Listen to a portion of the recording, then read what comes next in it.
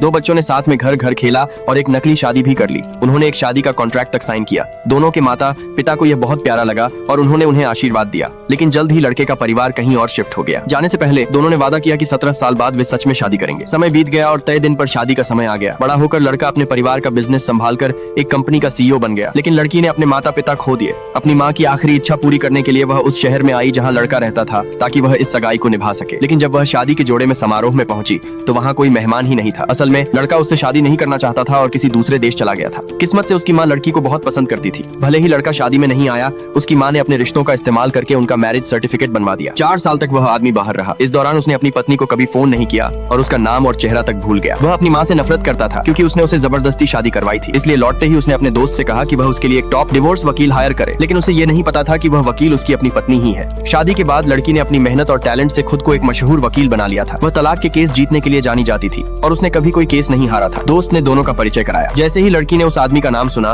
वह एकदम से ठिठक गई और उसे शक हुआ कि वह उसका पति हो सकता है। लेकिन फिर उसने सोचा कि यह सिर्फ एक इत्तेफाक होगा, क्योंकि उसे अपने पति के लौटने की कोई खबर नहीं मिली थी। जल्द ही दोनों ने तलाक की योजना पर चर्चा शुरू कर दी। आदमी ने उससे पूछा कि उसे तलाक के केस क्यों पसंद है। उसने जवाब दिया, एक दुखी शादी एक जेल की तरह होती है और मैं लोगों को उससे आजाद करने में मदद करती हूँ। मेरी अंतरात्मा साफ है। उसकी बात सुनकर आदमी बहुत संतुष्ट हुआ। उसने कहा कि उसे अपनी पत्नी के लिए कोई भावना नहीं है और यह शादी उस पर थोप दी गई थी। उसने ऑफर दिया कि अगर उसकी पत्नी तलाक के लिए मान जाए तो वह उसे $10 मिलियन देगा। लड़की हैरान थी और समझ नहीं पा रही थी कि वह अपनी पत्नी के मना करने से इतना क्यों डर रहा है। तब दोस्त ने समझाया कि उस आदमी की विदेशी कंपनी अब दुनिया की टॉप कंपनियों में से एक बन चुकी है। उसे डर है कि अगर उसकी पत्नी को यह पता चल गया तो वह ज्यादा पैसे मांगेगी, इसलिए वह कोर्ट के जरिए तलाक लेना चाहता है। तभी लड़की को अपनी सास का फोन आया। सास ने बताया कि उसका पति आखिरकार विदेश से लौट आया है और उसे तुरंत घर आने को कहा। फोन रखने के बाद लड़की ने कहा कि उसे एक जरूरी काम है और वह मीटिंग छोड़कर चली गई। उसे जाते देख आदमी को भी वहाँ रुकने का कोई कारण नहीं लगा, तो वह भी अपनी माँ से मिलने घर चला गया। 4 साल बाद घर लौटकर वह अपनी माँ को खुश करने के लिए नखरे करने लगा, लेकिन उसकी माँ ने उसे पूरी तरह नजरअंदाज कर दिया। बैठने के बाद उसकी माँ ने कहा कि उसे अपनी पत्नी के लिए एक सही शादी समारोह करना होगा। आदमी बहुत नाराज हो गया और अपनी माँ से बहस करने लगा।